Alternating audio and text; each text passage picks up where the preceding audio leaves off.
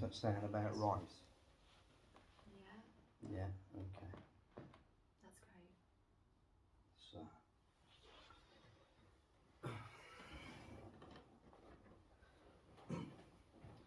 So we're just going to give everybody a few minutes. Hopefully people will start logging on.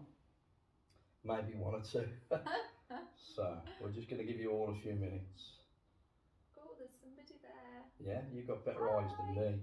Can you see someone from there? I could just see Wow. 2 people have come. Yeah. So yeah, it just shows the viewing in the corner. Okay, great. So So welcome everybody. Just going to give everyone a few minutes just to log on. We'll have our cup of tea while we're waiting. Brenda and Linda. Hi. Hi Brenda. How you doing, Linda? Linda, can you hear us okay? Because last week the microphone had gone. Not very good anyway. Can you hear us? Just give us a thumbs up if we're all good. And Laura, you've got better eyes than me. You'll have to watch out for that.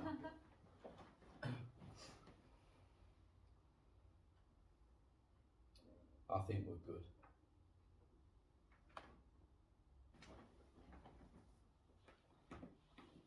So welcome everyone. We're just going to do a little meditation. If people join in the next couple of minutes, at least they can settle into that. And then we'll begin a little chat, me and Laura. So we're going to have a couple of minutes meditation. So perhaps just closing your eyes and just settling into whichever space you're in, wherever you are.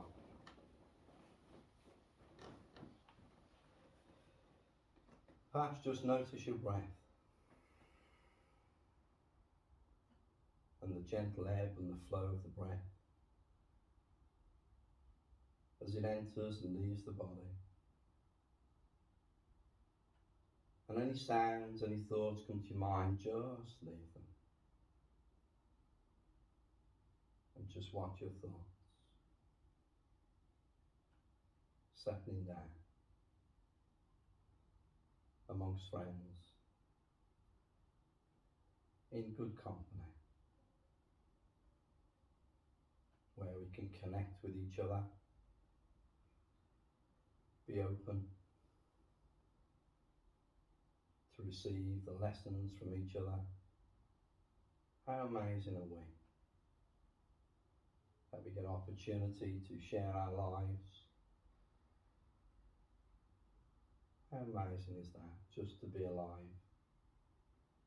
How incredible is that? Maybe just counting the breath in and count it out. And imagine the breath coming through your heart. Very soft and very gentle. Perhaps thinking of something you're really grateful for, or someone.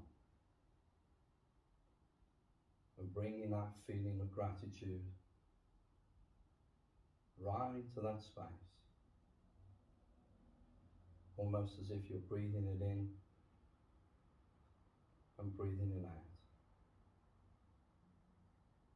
Just that gentle ebb and flow.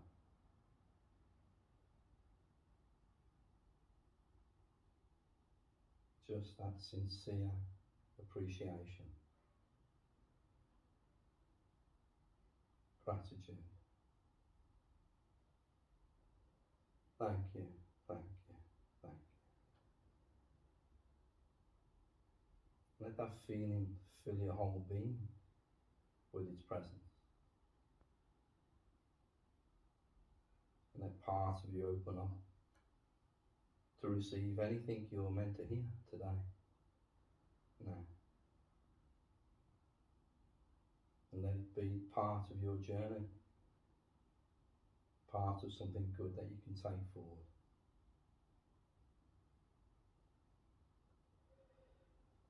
And very gently, just coming back into the room, wherever you are.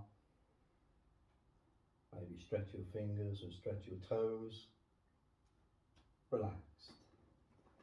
So listen, thanks very much for joining us again. So this is the second of the interviews I'm going to do. And I'm with Laura, who's got a great story to tell. So every now and again, I come across certain people, clients, and you know they inspire me. And if you'd heard some of the stories that I've heard over the years, which I'm hoping to share, and I'm hoping that these stories inspire you and lift you and give you food for thought, whatever it is that you need. So I'm going to start really just at the beginning with you. So you came originally Yeah, and you were diagnosed with stage 3 bowel cancer, that's right. and you had a tumour the size of a grapefruit. It wasn't a small tumour.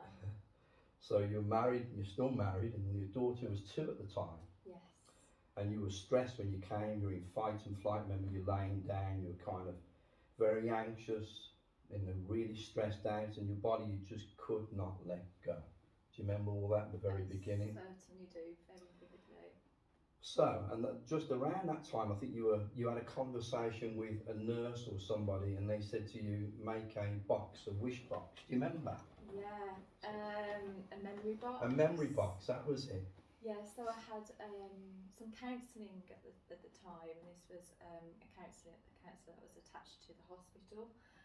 And yeah, like the first session, she just got to know about you. The second session, she kind of dived in, and it was very much, well, you know, what are you doing on a practical basis at the moment? I think, you know, you should consider now to do. So that was you said the second session, straight. Wow. Session. And I was struggling. Lockdown had just come. I just started chemo. A chemo that my dad, which I know we'll probably talk about in a bit, but my dad had bowel cancer similar to me and had passed away, but the same chemo that gave him a heart attack. So there was a lot of things going on at the time. A lot of pressure. I mean, just to think about that. You know, there you are, relatively well, and we'll come back to more of the story in a minute. And you've been diagnosed with stage 3 bowel cancer, and then they're going to give you some chemotherapy that actually killed your father with the same kind of disease. He had the same disease. Yeah, actually, so he had a heart attack. He didn't actually die at that point, but he was so poorly after having 2 rounds of chemo, they couldn't continue the chemo. And the cancer did return 2 years later, and he sadly passed away 3 months after the scan showed it had reoccurred. So there was a lot of things going on. And the memory box, when she said that, I mean, you're a young woman, a 2-year-old daughter. Yeah. When she said that, how did you cope with something like that? To be honest, at the time, because what had happened to my dad already, and because of the conversations I probably had with the hospital, and I wasn't in a good place anyway, so it just was almost like another nail in the coffin. Literally. So yeah, it wasn't what I needed to hear. The counselling I thought at the time was something that was going to pick me up, give me, you know, something to express my fears, and it didn't. So that was part of the hospital counselling route? It was somebody they referred me to. So on reflection, just even on that note, if you were to kind of change that part of the system, what would you put in place? So I really think that dealing with an illness like cancer is so important to look at holistically. Yes, from a medical perspective, but for me, my healing has taken place massively looking at what was wrong in my life. So from, you know, always being in fight and flight mode, and I know I was because I carried so much anxiety, so much fear, so much baggage. And when I was finally met you, and I looked into doing so many different healing modalities, which really, really helped. So I think it's really for the hospital to have that support and those means to access holistic therapies. What I've done might not be right for other people. and I think that everybody needs to find their own way in healing themselves. I think that's true. And you were beginning, because imagine the shock of all of that really initially, Yeah. you know, and then you've gone through all of that chemotherapy and then you started to come here and you told me about the wish box Yeah. and then we set a different precedent. And do you Yeah. remember what that was? It was positive. It was, you know, I am going to heal, and ultimately the aim was to see my daughter's 21st birthday party. It was cake, cake. wasn't it? We said, what are you going to do to plan your Yeah. daughter's 21st birthday Yeah. party? And I think that set the precedent. So when you went down the one route, we set a different precedent of this is where you're going. Yes. And then the journey really began for you, didn't it? You were kind of searching for lots of different things to look at. Just name some of the things that you actually did. Oh, so I mean, I've done so much from, you know, nutrition, looking after my gut. So I make sure that I feed all the good bacteria. I've done so many different tests and take so much of that, which I think is so important if you have an illness. But then on a holistic, looking at, you know, spiritual healing, things like the healing codes, so energy healing. The works of Joe Dispenza I found really, really fascinating. Quantum physics, amazing. Meditation, and just really simple things. So for me, it was getting in touch with my body. That sounds a weird thing to say. No, but don't. getting in That's touch what with you my did. body. Yeah. I was totally outside of my body. I had no, if I had a pain or anything, I didn't really feel that because I was so living in my head and anxiety. So it was. So let's just take you back to that then. That part where, because the anxiety's was always a companion with you, wasn't it really, from about 16 onwards? Yeah? Yeah, I think even, you know, looking back, very early on in my teenage years, I've always had, you could say depression tendencies. Always, it's come back to low self-worth really. Stepping away from loving myself, which I know we've had a lot of conversations about. And I think, you know, ultimately what did heal me, and I believe I'm still on a journey, but, you know, I feel that I'm really, you know, healing, was learning to love myself again. Isn't that really profound? Because I think almost like, because you were when you were 16, in your 20s, you said you were on antidepressants and you were very depressed. And then you had still have, but you had quite an important role in your job. And you said almost like you were running on empty for years, almost on autopilot. Give us the background of just right up until the diagnosis, really, I guess, really, because there's a genetic predisposition, as we kind of know. But I wonder what part stress, you know, plays in all diseases, and that's a different story for, you know. But in my own beliefs is it plays a part. But just tell us about your life, just the run up to that, and what you were doing, and how you felt. 100% agree with what you said. So I think because I had low self-worth and I felt that I had to overcompensate for what I felt as my problems, by overworking, by just having a purpose, but my purpose wasn't a heartfelt purpose. My purpose was to, you know, see where I can go in my career, and so I worked ridiculous hours, which isn't unusual in the career we do. A lot of people who do my job work similar hours, but it wasn't unusual that I'd be sitting there, you know, 8 or 9 o'clock at night. And did you feel just totally exhausted? I felt. But you just pushed on and pushed on. On a treadmill, so.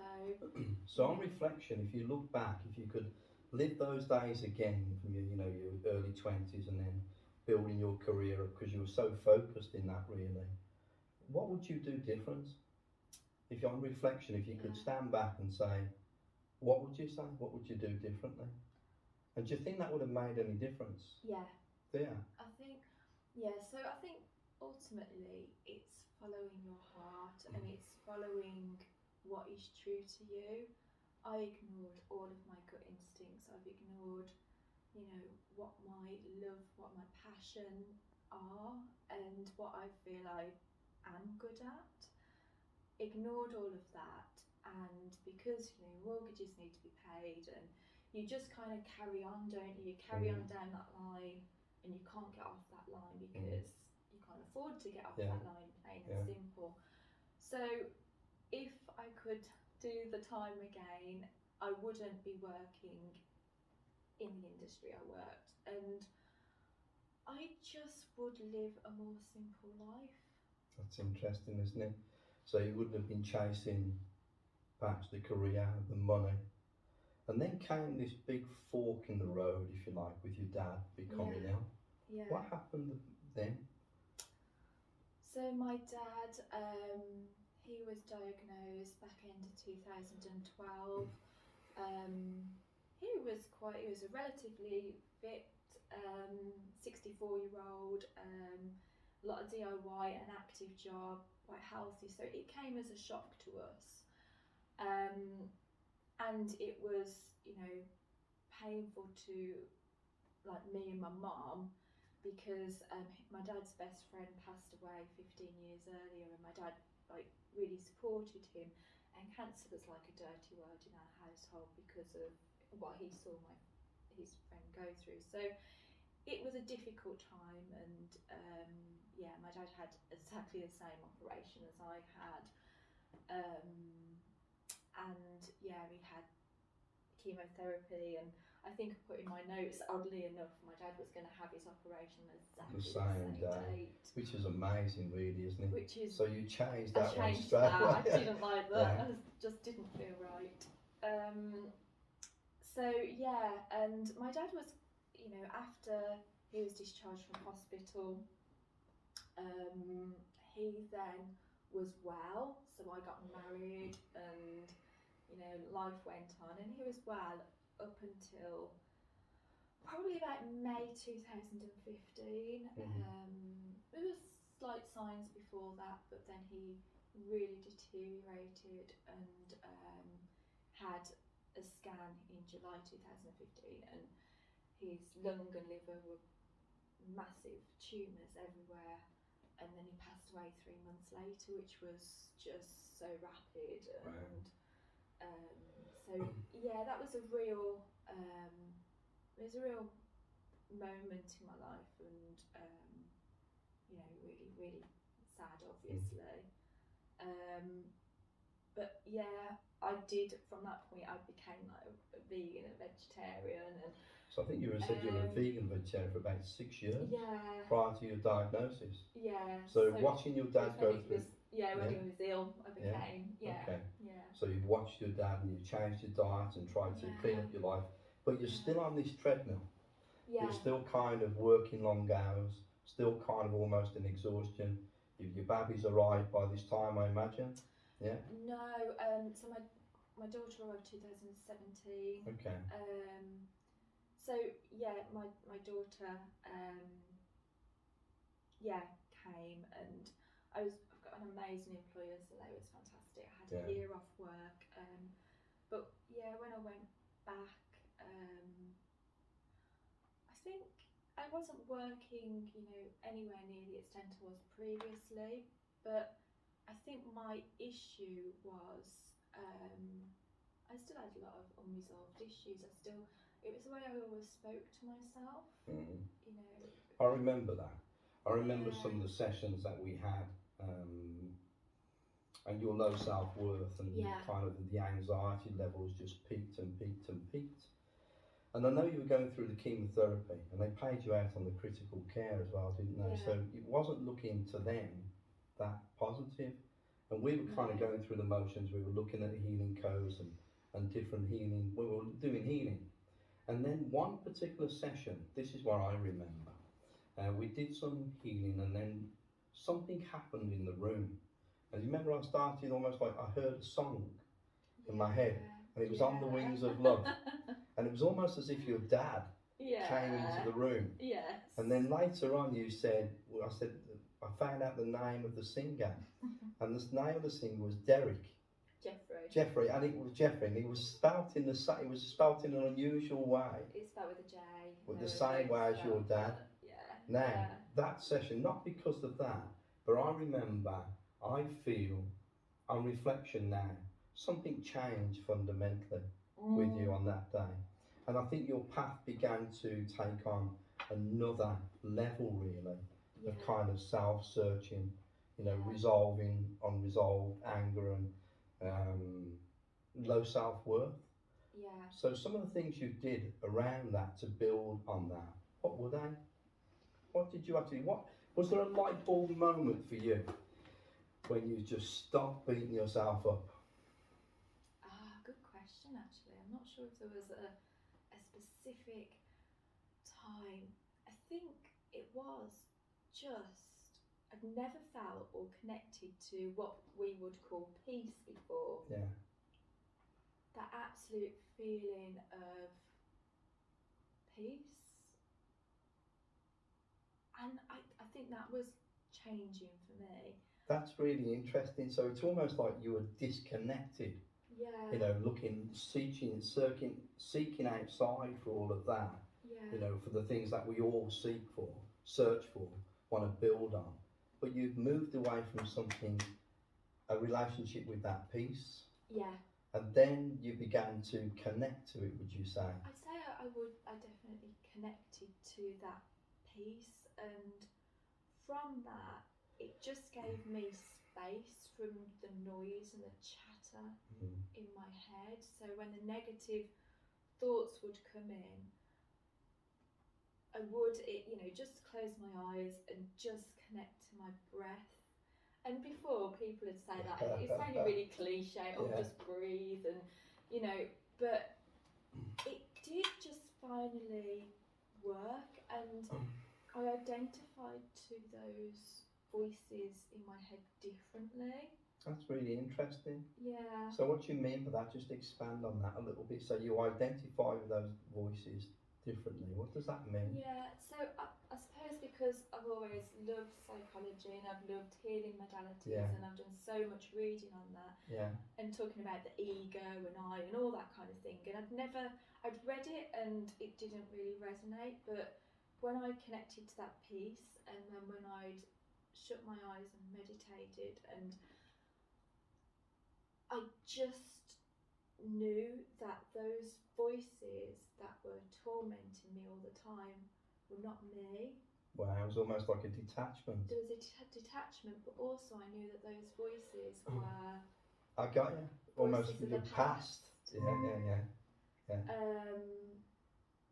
And since then I've done so much work on healing those voices, so a lot of work on connecting to myself, and things that I've done in the past that I'm not overly, well, I'm a bit ashamed of. We all do shitty things, and it's hard to forgive yourself for those. And what an amazing thing, though, to have that kind of epiphany, if you like, really, kind of awakening, that the voices are from the past, they're not me. I'm going to start to heal, resolve them. Yeah. And there's that book, isn't there? They heal the shame that binds me. Yeah. And I guess almost beginning to do that, almost like self-forgiveness, would you say? It is. How do you do that? How do I do that? Or how did you do that? It's just with compassion and love. That sounds so cheesy. It really actually doesn't, to be honest with you. But you've got to find it first, haven't you? That's so true. How did I find it? It was at some point in back end, I'd say, of 2020, and it's been a bit of a gradual thing. It wasn't an overnight. You worked at it for sure. I mean, you never missed a session, but not just here. You've done so much. Stretched out in every direction, didn't you? Really. Do you know? It's funny just you saying that. That's made me realise something. So I always was such a harsh critic and never believed that I was, I had anything in me to be brave or to do or any determination. I would just always say, "You're so weak." That was the voice. Isn't that amazing? I remember you saying that about yourself. Yeah. And I was thinking, geez, you're such a courageous woman. And you never saw it in yourself. No, and I think maybe that was a bit of a changing moment when actually I realised that, I was doing all of this healing and, it's okay to be proud of yourself. It's okay to sometimes say, I am a good person, I am a kind person, and, my intentions are right. I might not always get it right, but, and, the determination, the absolute focus and determination to heal. Where did you pull that from? Where did you reach for to get that determination? Because it's almost like looking at a big flight of steps and thinking, how? I think it was actually reaching rock bottom.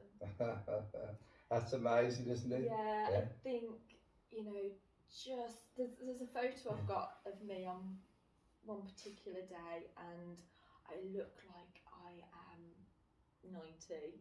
Like, lockdowns, my hair was going grey, I went from like 9.5 stone. I was carrying my weight before I was diagnosed, which is odd because you should lose loads of weight, but I didn't, down to 6.5 stone. Wow. So I was gaunt, I felt so ill. Because I was so paranoid at the time about eating any sugar, the cancer sugar, and I was like punishing myself almost, I was in a really, not punishing myself, but just being so disciplined and not loving myself as I realised. That's really, really interesting. So you've got a part of you that's really focused on doing all the right things, the nutrition, the healing, all the different modalities. And then there's another part of you, almost it feels when you talk about it, trying to ebb in, trying to come close to you to say, relax. Yeah. Relax. That was it, yeah. Love yourself a little bit more. And like it was there all the time perhaps. Yeah. On some level, but you never let it in. I was too frightened. I was living in fear, basically. Yeah. I couldn't let it in because I would lose that control. Wow. Of what? Control of what? I don't know. Yeah, just maybe it's because I've never been kind or loved myself before. And so you thought you had control. Yeah. And then it's taken away completely. Yeah. Really, in a way, isn't it? Yeah. And you're in the system. Yeah. And then you're trying to anchor to something that's some kind of stability. All the things that you knew, like the job, all those kind of things you could base your foundation on, went. Because none of those things you could reach for. No. None of those philosophies would serve you going forward. Yeah. And there had to be a shift. Yeah. Didn't there? Yeah. And that shift, it sounds like, was the beginning of, I'm going to start to soften, to love myself. Yeah. And let yourself off. Yeah. And it has, it's funny, I just, like, recently I've just felt that, kindness and love, again, it sounds really, I'll kick myself saying all these things after, but it's actually that's the thing, starting with yourself and displaying it, which it brings gratitude, and I just feel that is literally the answer to everything. And it is. It is, isn't it? Return to love. Yeah.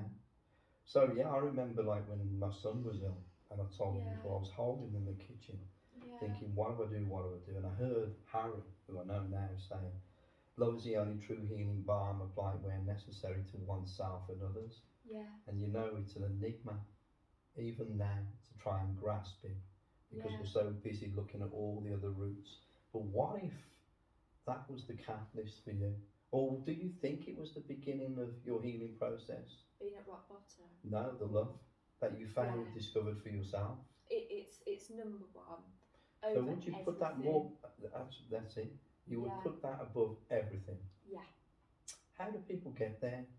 So you got there from rock bottom Yeah. and kind of, I guess, from sheer exhaustion, Yeah. and then that like epiphany, which you said didn't come overnight.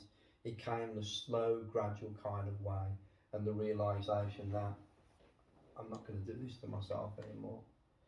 I'm not going to beat the crap out of myself. I'm going to forgive myself as best I can. You know, you've just said it. I'm a good person, and that Yeah. almost that acknowledgement. Yeah. You know, there's nothing wrong being human No. and mess up, and don't we all? How fantastic's that? Yeah. That's what makes us human. It's so you know. true. But accepting that along with the rest of you, which is you're finding your way, and it's okay to express that and be who you are. Yeah. Yeah. So how would you, if you were to say to someone, try and discover that within yourself, are there steps that you could give, or what would you advise? What would you say? Some people who are ill now, who are facing something similar to you, whom I know, you know, one or two people are on a very, very strict regime. Yeah. They're not where you are, Yeah. you know, now. Yeah. They're on this regime, and they're because they need to be in control. Yeah. You know, because the whole world, the whole life is kind of falling apart. How would you suggest to someone let go? And then what? For me, I knew kind of it was, in some ways it was quite obvious because there was such a self-berating and voice that was so negative. So I knew instantaneously that somehow I needed to sort that out. But I think you've just got to go within and ask yourself these questions. What is it that is, you know, if you do have any trauma, or, you know, just working through that. But I think it is also just finding something that brings you peace. And I think once you find that peace, you can then make steps to work on the rest of it. As I say, for me, it was things like the healing codes and meditation, and even, you know, simple things like Headspace app. If that can, you know, if you can just have that quietness and just connect with yourself. What did you discover in that quietness? I mean, if there's something to discover about you, and then how would that relate to the illness that you were diagnosed with? Did any of that come through? What did you discover? It was letting go of things, letting go of fear. You know, cancer is scary in so many ways, and especially I think because of my dad, there was so many massive hurdle for you to overcome. And it was letting go of the fear, and then bringing the love. I'm really blessed to have, you know, had the right people come into my life at the right time, which, you know, when it was lockdown almost seemed impossible. But it was funny, back end of 2019, prior to lockdown, I knew that I wanted to take steps into the holistic industry, and I found your name, and I actually sent you an email January 2020, just before I was diagnosed. Wow. And then I don't know what made me think. Just before you were diagnosed? Just before I was diagnosed. See, I love that. To do reflexology. Wow. And you emailed me back, and, you know, I was going to do it. And then, so March time, I don't know why, but something made me just look up the Holistic Centre. And I found you. I've got an amazing family friend who's a hypnotherapist, so he supported me as well. And he said something, you know, very similar to what you said, but he said something so simple, and it was just be kind to yourself. It's so simple. Yeah. All these big books, like pages of them, and then things like just that one line resonated with you at the right time, because you realised that's it. It's simple, isn't it? Really. It's simple. You know, begin there. Begin there. Interesting, isn't it? And you know, the interesting thing about your email prior to your diagnosis, I think there's a part of us that knows the future, prepares us for what's to come, and Yeah, we reach out for different things, and you know, we may think it's for one reason, but it turns out to be something else. And I think definitely. that part of you is connected to the divinity, to your intuition. Call it what you like, but it's definitely there. Yeah, I remember I used to swim a lot. I was super fit before my diagnosis, and I know on reflection that really helped me. So you almost like you started to reach out to something or someone because part of you knew. yeah, So when you listen to the wisdom of the body, yeah, what does it teach you, or what has it taught you? Because the body doesn't know how to lie. We do. We fool ourselves. The body, yeah. it doesn't know how to lie. I've noticed now, so even just today, you know, driving along and down the back end of Selly Oak and park cars, and you know, you come towards another car and you're like, oh God, I've got to reverse back, and you get that, you know, and then people are beeping you, and that anxiety comes, and you know, before I would have been, you know, I'm the worst driver, what am I going to do, you know, my life's over kind of thing, whereas I felt that not come in and that fear, and I just acknowledged it, and I've done that many times, and you know, I'm very lucky to be able to do that now. But the body gives you signs, It does, and yeah, I know that, you know, for so long I had those feelings of chronic anxiety, chronic sickness in my stomach. You know, I saw somebody phoning, and I know everybody gets that to an extent, but not to the extent that I had it 24/7. You know, Wow. living a life that Jeez. I was just chronically stressed, Mm. and I had no way of understanding how to work with that or release it. You see that journey, that you know, call it the cancer journey, call it what you Yeah. like, but from where you were, Yeah. you know, that chronic anxiety and stress, it's all you knew. Everything's a relationship. It's all you knew. Yeah. But the one where you are now, where you notice it, like today, and the not, and then the language that you use. Oh well, you know, it's almost kind of, to a degree, that's a massive journey. Because in that It's journey, all that transformational. transformational, yeah. It absolutely is. And I think, it's given me a lot of confidence. And as you say, you know, your body, your mind, whatever it is, you can get to that stage. And I'm so grateful that I can. But I think once you can identify these things in your body, and work with them. So did you do things like visualization, or you did breath work as well? I've done so much. I mean, we've talked about so many times about breath work. Yeah. I've done like Wim Hof breath work. I've done transformational breath work. I've done so many different breath work modalities, and I think it's amazing. Yeah. And we even had like transcendental meditation. Yeah. And things that are just magical, that happen, and things you can see, and how much of that do you think aided your recovery and almost like played that part in dispelling the disease? I believe it's such like different pillars of healing. Ultimately, it's love and kindness towards yourself. That is the overall fantastic, healing. Even if people just heard that. Yeah. That alone. Be kind to yourself, love yourself. If there is, you know, past things that you're ashamed of, or, you know, just find that forgiveness. It's not worth holding on to. You know, that can cause disease. Do you believe it caused your disease? Yes. I do. I don't believe there was necessarily one thing. Yeah. I believe there was things that happened, and then they layered and layered. Yeah. I believe the same. Stress. I think stress was one component on a bad diet, you know, on lots of different things, exhaustion. Sleep and but it's one part of it. I believe that. You know. Yeah.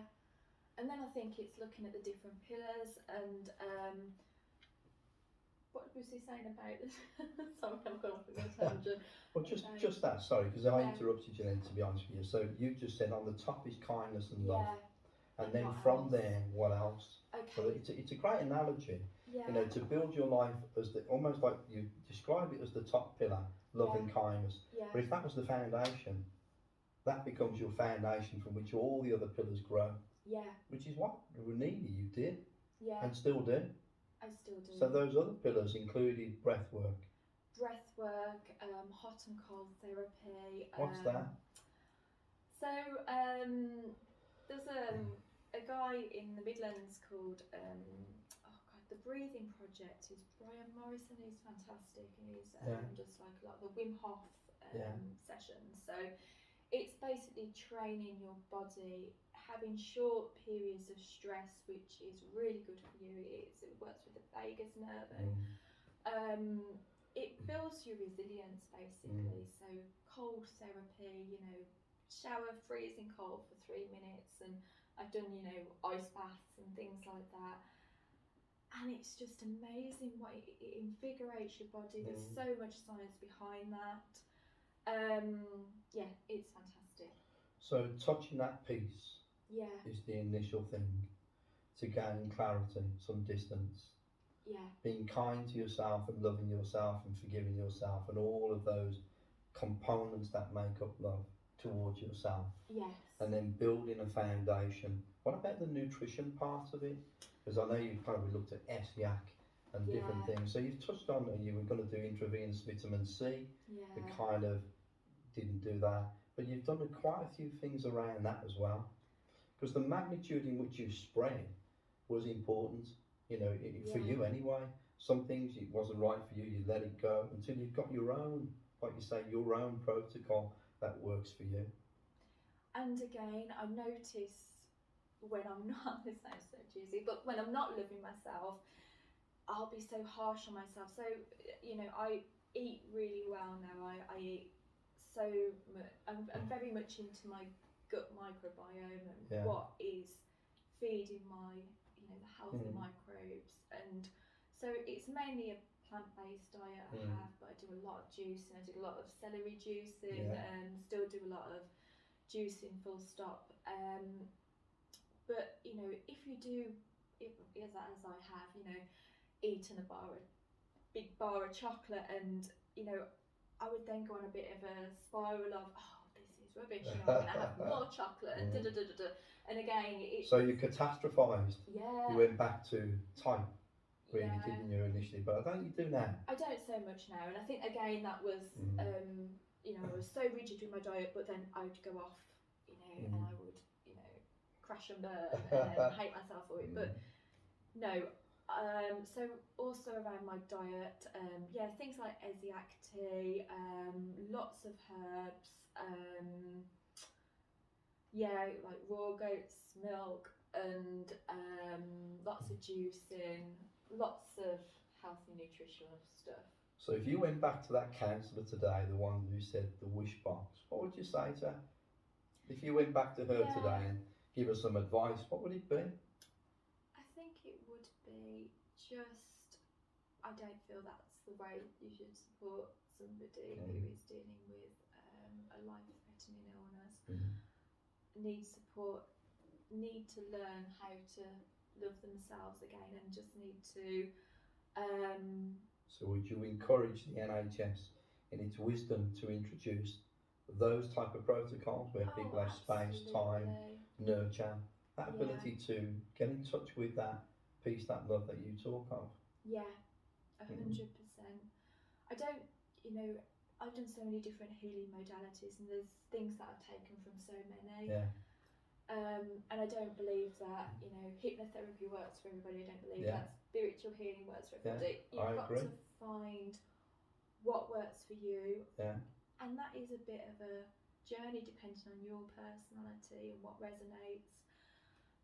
A lot of people, I feel very lucky. I had that time because my work allowed me, you know, sick leave, and a lot of people don't have that time or resource. It becomes a harder process. Yeah. But either way, you travel alone. People can be around you, But I think the one kind of constant that I see with everyone with any disease is you've moved away from loving yourself or loving someone else. And I think the real journey of all disease is that one that you've taken, is the return to love. Not an easy path, No. because we get taken off in so many different directions. Yeah. But it's one that you tread now in your own way. So there's no disease in your body whatsoever today. There isn't. No. And so my next scan is June.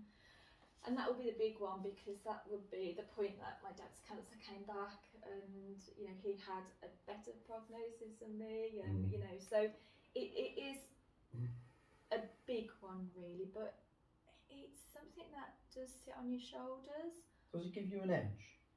Having that kind of go on. Absolutely. Having that real looking, you can even say just staring death in the face. It sounds Which drastic is what you did. and ridiculous. You did. But when you've done that, you live life differently. Am I going to waste my day feeling crap about myself because I said something I maybe hadn't considered properly yesterday, or because my hair's crap, or all these things that we beat ourselves up about, or I don't know, we're angry at somebody and it's just going to ruin the next week. No, life is beautiful, even with stuff going on now which is horrendous. You can still find your own peace, and you can still find your own life, and you've got to surround and have that little bubble and that love and that just find that happiness in life, and it's all that matters. I remember Louise Hay, who was a big influence on so many people, and me initially. And one of the things in her book she says was, thank you to all those people who loved me until I could discover it for myself. And I think that's where you are, really. That's what you've done. And next part, you kind of, you were always kind of athletic, and you used to run. I remember you used to come here and used to say, don't use that energy, you need the energy. And little by little you've got back into your running. And then you're going to climb Kilimanjaro. I mean, it's just absolutely, from where you were to say, I'm going to climb Kilimanjaro, someone who's kind of hadn't got the courage and strength that you didn't think you had. Tell us about that, Kilimanjaro. How did that come about? So just when it was lockdown, and when things were really, really bad, I just felt that I had to go back to basics. What makes me happy? What do I love? I loved being in nature. I always knew that, but I never ever was taking that time to be in nature. So I'd take myself off on little walks, and I had peace, and I just loved it. It was just the Licky Hills probably at the time, but just developed that love. And I was on social media and connected with these lovely girls, and they all had bowel cancer as well, similar to myself. And they had decided that they were going to trek up Mount Kilimanjaro. That's mad, isn't it? Which I remember thinking, oh my God, that's amazing. I'd love to do that, but I can't, a million reasons I can't. And then I just thought, no, do you know what? I'm going to. And so I was last year going to some fantastic places in the UK. You train, I saw you post. I loved it. I love just, climbing up a mountain, just being in nature, and just having, being in beautiful scenery, and just connecting to all of that. And, it was keeping myself healthy, and it was almost to me like, conquering the mountain, conquering my illness. I think it's a metaphor for your life. Really. That in a physical kind of way. So you're doing that in October now, aren't you? So I was due to do it literally 3 days prior I got COVID. So I'm really booked now for October. So I've just got a few health tests to have, which should be fine. And So then the next a big scan, obviously, because you mentioned about your dad and that relation, kind of. But you look so well, and your energy so well. I can sense it, and so can you. Yeah. That you're healthy, touch wood, please God, and really good. Yeah. And come October, climbing Kilimanjaro. And what we'll do here, we'll pop a post on, so people can sponsor you on this at some point as well. So I've got kind of recap really. So when you look back over the last few years and when you first came, if I said to you one day, just put this in perspective, you'll have an appreciation for life you would understand. Mm-hmm. You'll be completely free of cancer, and you'll be climbing Kilimanjaro one day. And you're one day going to help so many people overcome low self-worth and walk with them in support of their illness. What would you have said? Oh gosh, I would have probably laughed and said that's not, that's like a pipe dream, or when I was in the midst of fear of cancer, I couldn't look that far. It didn't, But you did it. Yeah. You achieved all of that. Yeah. And you're absolutely inspirational. Oh, bless What you, you've achieved and thank what you. you've done is amazing. Thank So you. it's onwards and upwards to Kilimanjaro. And then have you decided what you'll get your daughter for her 21st? Do you know what? Today she's such a. We always talk over. She's such a live wire. She's like. She is, yeah. Amazing. She's brought so much light into your life. She has. And she taught you a lot, didn't she? She's taught me a hell of a lot. She wasn't. I imagine my daughter. That sounds awful. Imagine my daughter to be, just because she's personality-wise so different to me. Yeah, she's just her own person. She's taught me a lot, and today I think I discussed she loves building, and So I'm going to give you the last word, really. So thank you very much for joining us. But if you were to give anyone some advice who's going through perhaps the bottom of their mountain, and to say, what would you say to them? I would say, just take time, take a moment to connect with yourself, and just make sure you love yourself, and connect with yourself, and be kind. Be kind. Be kind. That's it. Comes down to that standard, doesn't it? So, I can't flower it up anymore. It just feels that it's as simple as that. Love and kindness to yourself, compassion for yourself. You'll make mistakes, you're not perfect. None of us are, but just forgive yourself again and again and again. I know who says that, so all right, well listen, thank you very much. I'm very grateful for you sharing your story. And listen folks, I'll be back in a couple of weeks or so, and thank you very much everyone for joining us. Hope you were feeling inspired, and definitely give you food for thought. So thanks once again, Laura. Thank you. Thank See you later. Much. Bye.